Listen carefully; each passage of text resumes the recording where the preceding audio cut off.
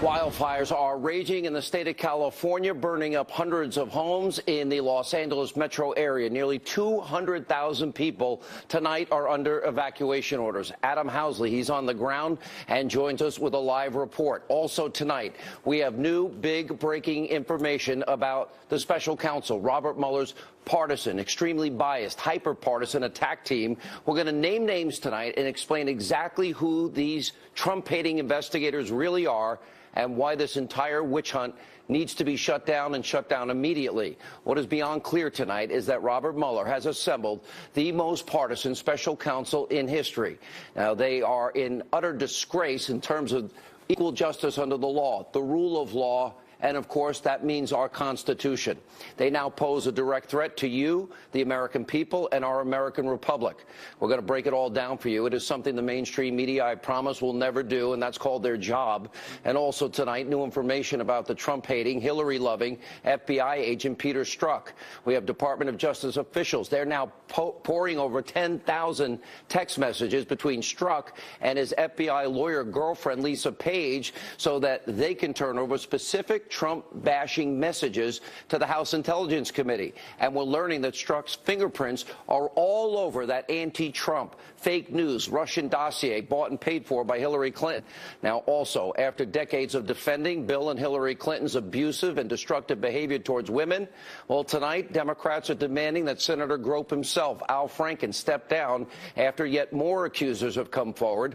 We'll cover all of that and much more in important breaking news. Opening monologue.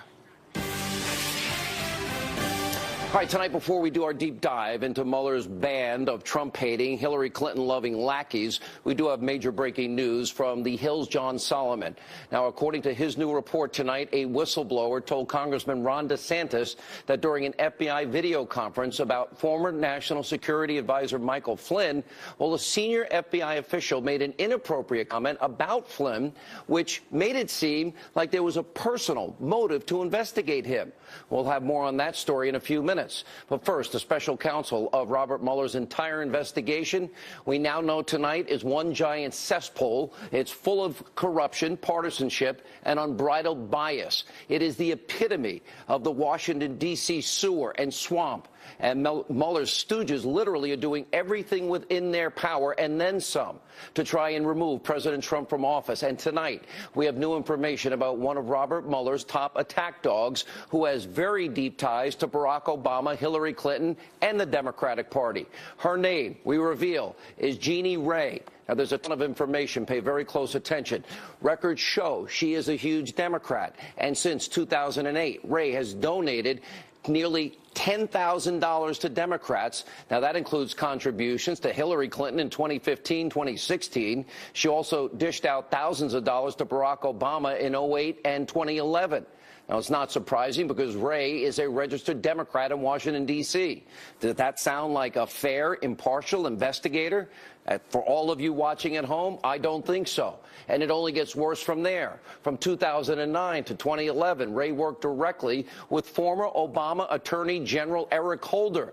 Yeah, the same Eric Holder that proudly declared that he is part of the Donald Trump resistance. And Ray served as a Deputy Assistant Attorney General in the Office of Legal Counsel at the DOJ, where she advised Holder, the Obama White House, and other top Justice Department officials on all sorts of legal matters. And take a look at this government document. Ray is listed as the attorney for former Obama Deputy National Security Advisor Ben Rhodes when he was being interviewed about the Benghazi terror attack.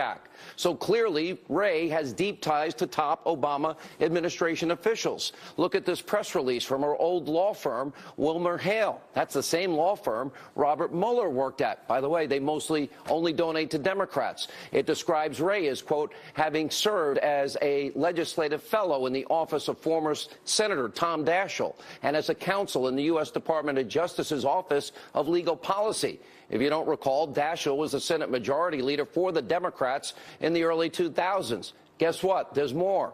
Jeanine Ray also has done legal work for the Clinton Foundation. You can't make this up. In 2015, while at WilmerHale, Ray defended the Clinton Foundation against a racketeering lawsuit. And Ray's name appears at the bottom of the plea agreement. Remember George Papadopoulos, the Trump foreign policy advisor that nobody ever heard of? Well, Ray's background and resume, what does it prove? She is a total and complete partisan hack. Mueller had no business, like in a lot of the other people he selecting her to be a part of his team, but he did it anyway, which should tell you all you need to know about the type of operation Robert Mueller is running. Next is one of Robert Mueller's top investigators, who is known as the special counsel's pit bull and has a history of all kinds of unethical, highly questionable, strong-arm prosecutorial tactics. And, of course, I'm talking about Andrew Weissmann. Now, before we get into his past, we had breaking news last night that highlights Weissmann's political bias. In an email released by Judicial Watch yesterday, Weissmann told former acting Attorney General Sally Yates how proud he was of her. This after Yates denied a direct order from President Trump and refused to defend what we now know is constitutional, knew then, the travel ban back in January. Here's the actual email. I am so proud. I am in awe. Thank you so much. All my deepest respects.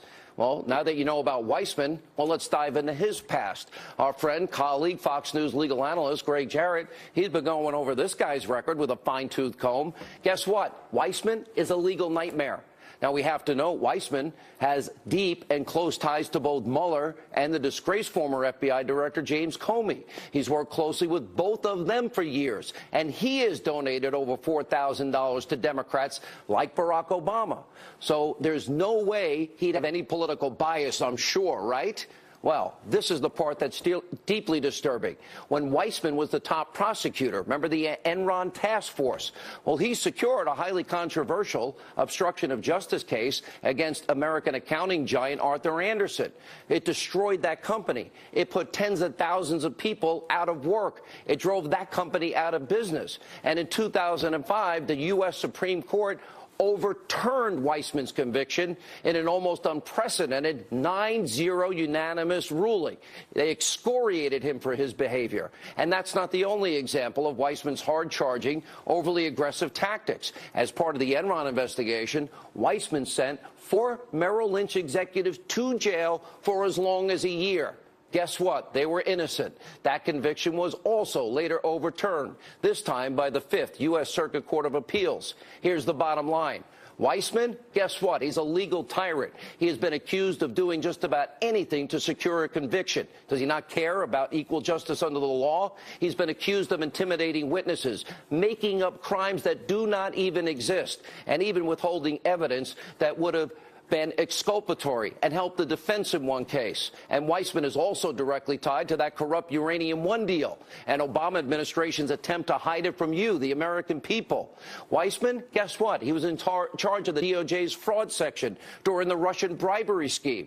And Greg Jarrett pointed out that Weissmann's signature, look there, it's at the bottom of the plea deal that was signed by the Russian businessman at the center of that case. Now, also tonight, breaking information about the Trump-hating, Hillary-loving FBI agent Peter Strzok. He's the guy that was fired from Mueller's team for political bias towards President Trump, another one of the dream team of Robert Mueller. Now, the DOJ is reviewing 10,000 text messages that Strzok sent to his FBI official girlfriend, Lisa Page. She also worked for Mueller. And what for? To determine which specific messages where Strzok was attacking President Trump. They need to be turned over to the House Intelligence Committee.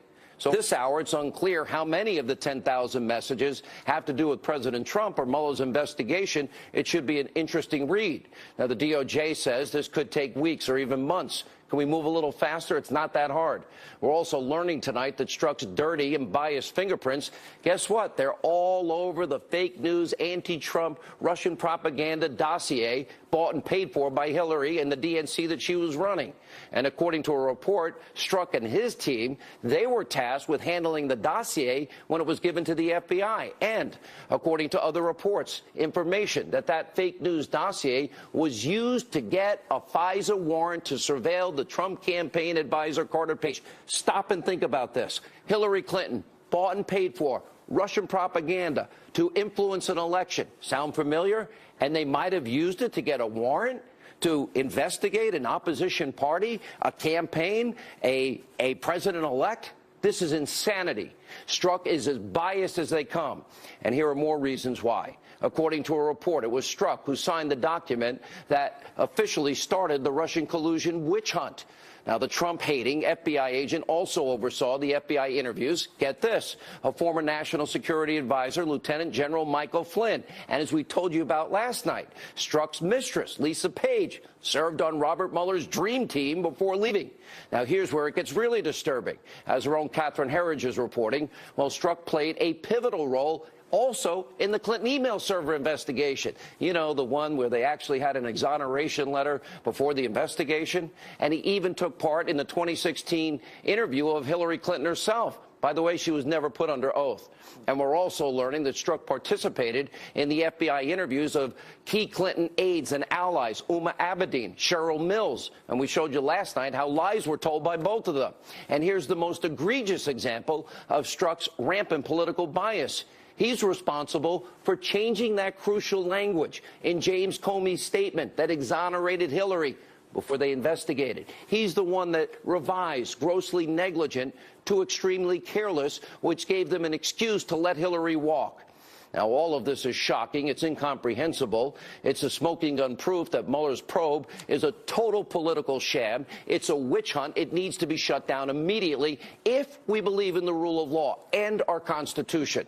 But guess what? The Deputy Attorney General, Rod Rosenstein, who appointed Mueller as the special counsel, he's saying tonight he's satisfied with this investigation. Mr. Rosenstein, are you serious? You need to wake the hell up, get your head out of the stand, and take a look at what is actually going on. This is about law and order and legal justice under the law. Apparently, Rosenstein is the only person apparently in America that doesn't seem to realize, I guess unless you work at fake news CNN or conspiracy TV MSNBC, you seem to be the only one that doesn't realize there are very serious flaws with Mueller's investigation. This is exactly why we have been saying it's time for Rosenstein to pack his boxes, leave the Department of Justice, because this is an injustice. Now, Mueller's investigation is troubling. Democrats are using it to attack a duly elected president, the one you elected. And here's an example. Earlier today, you have 58 geniuses in the House of Representatives, all Democrats, supporting a resolution to impeach President Trump. For what? The bias, the politics swirling around Mueller's investigation is beyond alarming at this point. It's been a year of this, but it's still part of a much larger attack, and it's all aimed at the President of the United States. And, of course, it's being orchestrated by deep state operatives and Obama holdovers. Now, we have seen example after example of former Obama administration officials going after, attempting to discredit the president every day, day in, day out. Look at James Clapper, the former director of national intelligence, now works at fake news CNN. He's repeatedly attacked President Trump. Here's one small example. Are you questioning his fitness? Yes, I do. I really question his ability to, his fitness to be in this office. And I also am beginning to wonder about his motivation for it. Maybe he is looking for a way out. How much longer does the country have to borrow a phrase, endure this nightmare? Pretty disgraceful. And former Obama CIA Director John Brennan, more deep state.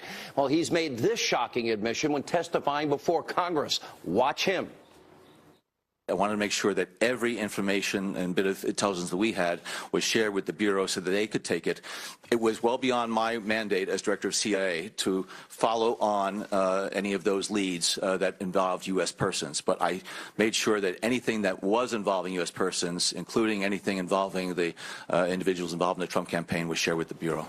So what Brennan did was do everything within his power to make sure that the FBI and the deep state were going after Trump and his campaign. Now, after hearing statements like that, should we really be at all surprised that at the beginning of the Trump administration, remember, we had 125 deep state leaks in 126 days? Imagine this. When has it ever happened that a conversation with a sitting president and a prime minister or a president of another country was ever leaked? I can't think of a time. And we can't forget that right before he left office, President Obama, remember we talked about this? He signed Executive Order 12333, which made it easier to share intelligence so everybody across the government agencies had access. Why did he do it? Why didn't he do it during his term? Now, there's also widespread unmasking of American citizens, including Trump associates. And at one point, during the end of the Obama administration, former UN ambassador, remember Samantha Power? Why would she be unmasking people caught up, incidentally, in surveillance at the rate of 1 American a day? And then we have Ben Rhodes, former Obama Deputy National Security Advisor. Remember, talking about the attorney Ray? Oh, remember him? He was a person of interest in the unmasking scandal. So it appears what the Obama administration was, in fact, deliberate by unleashing this deep state power to strike against the incoming president before he even took office. And take a look at how former Ambassador John Bolton tonight is describing this mess that is going on in this country tonight. As the Wall Street Journal said, this is the first attempted coup d'etat in American history. I mean, it's a mini coup d'etat, but it goes right along with the idea that they should have won the election. Transfer of power is not minor. You have to listen. This is not a game. What is happening in this country is dangerous, and it needs to be stopped before the deep state can overthrow the president that you, the American people, voted for, a duly elected president. We'll have more on that in a minute. But first, also tonight, we have scandals continuing to engulf the Democratic Party all across the spectrum. Senator Al Franken, Senator Groper, the one-time darling of the left, well, he's in deep political turmoil tonight. 2 more women are now accusing that senator of misconduct, including a former congressional aide who alleges that Franken tried to forcibly kiss her in 2006 after taping a radio show. Now, according to her account, she rebuffed the kiss, and Franken allegedly responded by telling her, quote, "Well, it's my right as an entertainer." And Franken has categorically denied that allegation. Now, the second new claim of misconduct comes from a woman who says that Franken groped her at an election party in 2008. Now, she described what happened, writing, quote, "I don't let my husband touch me like that in public." And today, dozens of Democratic senators said it's time for Franken to resign. Franken apparently will make a statement tomorrow, and there were reports earlier tonight that he would step down, but Franken's office is disputing that claim, and they're now saying no final decision has been made, and that Franken is consulting with his family. And just yesterday, Democratic Congressman John Conyers, he announced he would not seek re-election. He retired after his own sexual misconduct scandals. By the way, for the record, in terms of being fair and balanced, I never called for Conyers to resign. As I have said many times, everyone deserves due process, even somebody that I have deep political disagreements with. He denied the charges in his case. Senator Franken, different story. He's an admitted groper, and there's photographic evidence of that misconduct. We've all seen that picture. I've known Leanne Tweeden for years. Franken groping radio talk show host Leanne Tweeden on a USO tour. And by the way, only now are we seeing, after the 8th person has come forward, a flood of Democratic senators calling on Franken to resign. So don't be fooled by any of this. This Democratic decision today obviously was coordinated, and to turn on Franken, it's purely political. If they were really, all these Democrats, the great champions of women's rights that they claim, why didn't they call for Franken's resignation after the picture? And why did they wait until 8 women had to come forward with similar claims? And he admitted a lot of it. And after decades of defending sexual predators, Bill Clinton for 30 years, the Democrats were to believe now, finally, are actually credible on this issue? Or are they really paying a political price and playing a political game? Is this not about political expediency and not principle in play? Joining us now, Florida Attorney General Pam Bondi and Fox News legal analyst Greg Jarrett. Let me start with John Solomon, who will join us in a minute. Let's start with all of these revelations. Ray and Peter Strzok and all of these figures. Hillary Clinton supporters, Trump haters. I think we now know that the Mueller investigation is illegitimate and corrupt. And Mueller has been using the FBI as a political weapon. And the FBI has become America's secret police.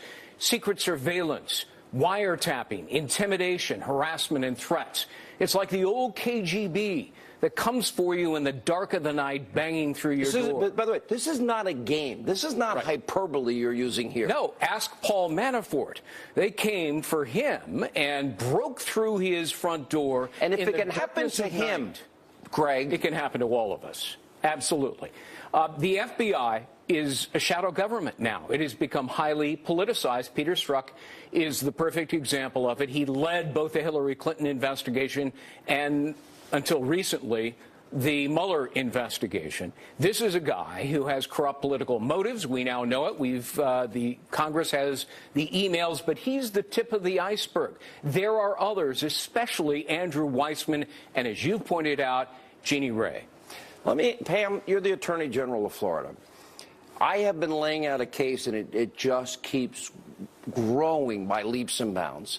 And in fact, I am saying with the surveillance, the unmasking, and the leaking of raw intelligence, we now have some members. I want to be very clear. I think the vast majority of our intelligence community, our FBI, they are good people that serve us and do a great job and keep us safe. But we have some that are using the powerful tools of intelligence. They have weaponized it, as in the case of General Flynn. And we have now criminalized and politicized at the highest levels, starting with James Comey and Mueller and his band of merry, Trump haters, criminalizing and politicizing the Justice Department and justice in America. How dangerous is this? Well, Sean, you and Greg have laid out an incredible case every night. And here's why it's so important. As an Attorney General, to me, the Justice Department, and as it should be to the rest of the country, should exhibit the height of objectivity. They should be objective in everything they do for good reason, because this is all about the rule of law. Everything that we fight for as state attorneys general every single day of our careers. And then to see this happen, and the way you're laying it out, it would be so easy to find a team. As you said, there are so many great people in the Justice Department. Pam, let me ask you this. These people that shouldn't be donating to political campaigns, they could whack them off the list of being involved right off the bat. Then we have Strzok. Everything you've laid out about Strzok, Lisa Page's girlfriend, Weissman, who the Sally Yates email alone praising her for defying the President of the United States, who was her boss. So that's what's so troubling, this team that has been assembled, when Sean, you and Greg have laid out the perfect case why they shouldn't be on the team, and there are good people out there. How else do you explain that the FBI can interview Uma Abedin and Cheryl Mills, and even though they lied in the documents, we proved it, they were not charged with lying to the FBI? Flynn was. Flynn was, because he deviated fractionally from the tape-recorded conversation the FBI obtained illegally of his discussion with a Russian ambassador. I mean, that just underscores the rampant corruption here by the government. Can I add to that? Pam, go ahead. Yeah, let me add to the Mike Flynn thing. Okay, not only they have him, they're using him, obviously flipping him as a witness, which we all know is common to do, but this is a man who now has lied to the vice president. They've saying he's lied to the FBI, and they're using his son, hanging his son over his head, to force him to be a witness. By the way, tell us what we want to hear, or, well, we may have to go after your son. It's extortion, it's threats, it's bribe. When you and I do it, it's illegal and we're thrown behind bars. When the government does it, they applaud themselves. This is the biggest corruption we have ever seen in terms of our justice system, I believe, in our lifetime. Thank you both. Appreciate it. Great work, both of you. When we come back, we're going to talk to two Republican lawmakers. They are rightly demanding tonight an investigation be launched into the FBI and their special treatment of Hillary Clinton and politicizing the Justice Department and justice in America. And speaking of Hillary, does she really think Al Franken should resign? We asked her and more later in the show. Stay with us. You might take something for your heart or joints, but do you take something for your brain? With an ingredient originally found in jellyfish, Prevagen is the #1 selling brain health supplement. Tonight, well, today a group of GOP lawmakers, they held a press conference to call out the blatant double standard within the FBI, the obvious conflicts of interest within the Mueller team. Take a look. Each day we learn more information that reflects the double standard that unfortunately seems to be pervasive at the FBI and at the Department of Justice. Was this dossier, discredited dossier, paid for by DNC and Clinton campaign money? Was this dossier in fact used? Was it part of what was taken to the FISA court to allow spying to take place on Americans who were associated with the Trump campaign? If Mueller was doing such a great job on investigating the Russian collusion, why could he have not found the conflict of interest within their own agency? The time for action is now, and there is a short fuse on demanding the kind of evidence and transparency that the American people deserve. Here now live from Washington with much more are Freedom Caucus members. It's Chairman Congressman Mark Meadows, North Carolina, Florida Congressman Matt Gaetz is with us. Congressman Meadows, let me begin with you. And I mean, there's so much to get into. Yeah, great point. It was a Hillary Clinton bought and paid for. Hillary-controlled DNC bought and paid for propaganda dossier. But did they use that as a reason to get a warrant to surveil against people in either the Trump campaign or the president-elect? Well, we've asked for the FISA application document to be delivered to Congress. We think the American people need to know. But, you know, here's an interesting question, Sean. You and I have been talking about this for weeks, but here we have Peter Strzok, who actually was leading the Clinton investigation. Now, the same person who was not only interviewing Cheryl Mills and Uma Abedin, but also was the same individual who changed the exoneration letter from extremely grossly negligent, to which is a crime, to extreme carelessness. And yet here is the person that Bob Mueller asked to be on his investigative team. Now, there's a real problem with that when you know that he was involved in the first investigation, and now we're asking him to go after Trump. I just can't see the logic of it. I talk, Congressman Gaetz, about the weaponization of our powerful tools of intelligence. We are now looking at a special counsel that has Comey and Strzok and Page and Weissman and all these Democratic donors and a lot of Trump haters and Hillary lovers. And this guy Strzok is tied to everything. Your thoughts? What do we need to do? Well, the Attorney General needs to do his job and end this witch hunt charade. We have a clear double standard, and you see it, and the American people see it. Hillary Clinton's being investigated by her own fan club before the 2016 election, and now the only way you seem to get on Mueller's team is to demonstrate a hatred for Donald Trump. I think that the way Mueller built his team was finding people who had a bias against the president and doing everything he could to include them in this investigation, and it's absolutely ludicrous. Strzok is a big problem, but you also have Jeanine Ray. You've got Andrew McCabe telling people that we have to treat Hillary Clinton special. I mean, she's got a small team at headquarters investigating her. Meanwhile, we got more people investigating Donald Trump than investigated the Oklahoma City bombing, for goodness sakes. Don't we have to, considering the fix was in, Mark Meadows, don't we now have to have a fair, if we're going to have equal justice under the law? Well, we really do. We need to not only have a special prosecutor, maybe to investigate the investigators. And we're here to tell you tonight, not only do we have a task force that is being set up under Chairman Gowdy and Chairman Goodlatte that includes Jim Jordan, myself, John Ratcliffe, Ken Buck. We're working with Matt Gaetz and Ron DeSantis to get to the bottom of it. But the American people have had enough. You know, here's the interesting thing. I've got union workers back home in North Carolina who paid dues. Many of them went to Hillary Clinton. Those dues went to Hillary Clinton, who actually, they ended up buying off Russian informants in an Acquire-style dossier, and they were actually voting for Donald Trump. It's exactly what they say they don't like about Trump that they can't prove for a year. Last thing, what do? I don't even know what to do about Robert Mueller. Congressman Gaetz, last word. Yeah. Sean, what I would say is first thing we need to do is we need to get rid of this Mueller investigation, and the Attorney General, Jeff Sessions, sees the same things we see. So I don't know why Jeff Sessions has not fired Bob Mueller yet as a consequence of this terrible investigation. Second thing we need to do, we need to set up procedures at the FBI where there's more oversight and transparency so that this never happens again, so that we never get a rogue FBI director like James Comey who determines the outcome first. Is this the worst you've ever seen it?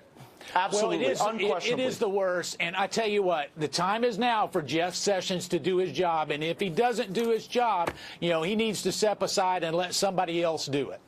Thank you both. I totally, completely, wholeheartedly agree. I'm told that it's being done. There's no evidence of it. Where is it? Where's the beef at this point?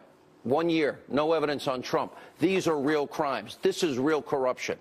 All right. Thank you both for being with us. By the way, those wildfires, our thoughts and prayers with the people of Ventura County. I lived in the adjacent Santa Barbara County when I was living in California for 5 years. This is way beyond the pale. Look at that fire. It is scary. And also coming up tonight, does Hillary Clinton think Al Franken should resign? We asked her earlier today. More on that and straight ahead.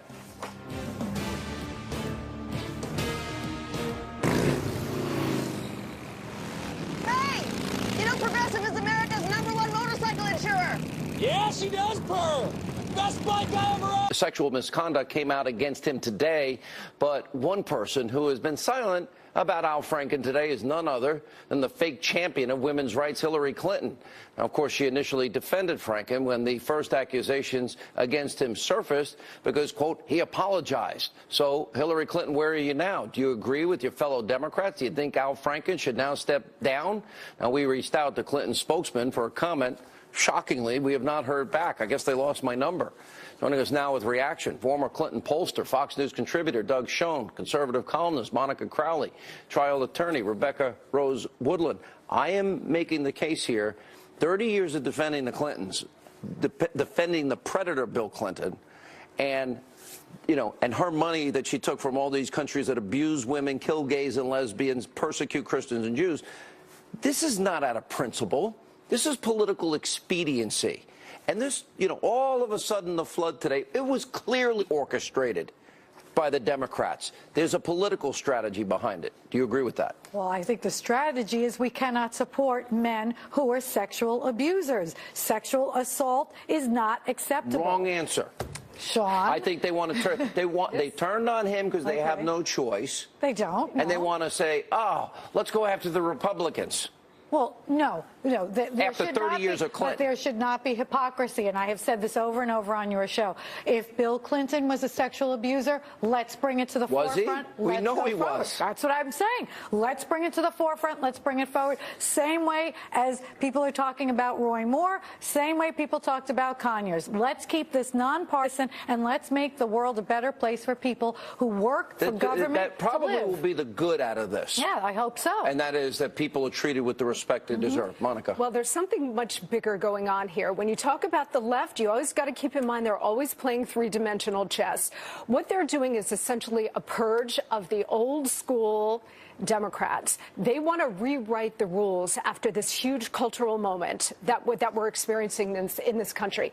They want to tee this up where they're getting rid of all of these predators in their own party so that they can run more women and younger women. And they're teeing this all up so that they can redefine the culture and redefine our politics. So I think... Is it believable after 30 years of defending... Listen, they're driving the stake through the heart of the Clintons because they're yesterday's news. Barack Obama is running the Democratic Party now. He knows that the party has to start fresh. So you got to burn it down to the ground so that you can cultivate fresher talent. This means a lot of women, a lot more minorities, a lot more folks on the radical left. They are purging the party. And this also includes very powerful Democrats like Harvey Weinstein, etc. This is like a controlled forest fire. By the way, apparently the Clinton team was warned about him back in 2008 by Tina Brown and Lena Dunham, says this past year. Warned them as well. But remember, Sean, this is like a controlled forest fire. You burn it all down to the ground so you can have fresh growth. That's what's really going on here. Here's what's going on. You said it's all politics. I don't necessarily disagree with anyone here. In fact, I think smart, intelligent comments. But it is politics. Because the Democrats are ahead by 10, 11 points in the generic vote for Congress. The only thing that can derail them is having to defend the indefensible, which is Franken. Franken's got to go. I mean, this is terrible for the Democrats. Now, if the party goes hard left, if Keith Ellison, God forbid, replaces Al Franken, we'll be going in an even worse direction as a party. I say that as a centrist. But candidly, this is about preserving the Democrats. You know why I can't take this seriously? Because it was the Clinton machine and the predatory behavior of Bill was defended last year during an election year. Right. You know, now all of a sudden Hillary's no threat to becoming in power. They don't need to kiss their... Right. And so now they're being a little more honest because it's political expediency, right or wrong. Look, no matter what's happening, the point is these people are getting purged. The bad people have to go. But it's not out of principle. This is there's a big difference. Sean. Right. It's politics. And look, for both Clintons, for different reasons, best they recede from attention. Hillary's book was ridiculous.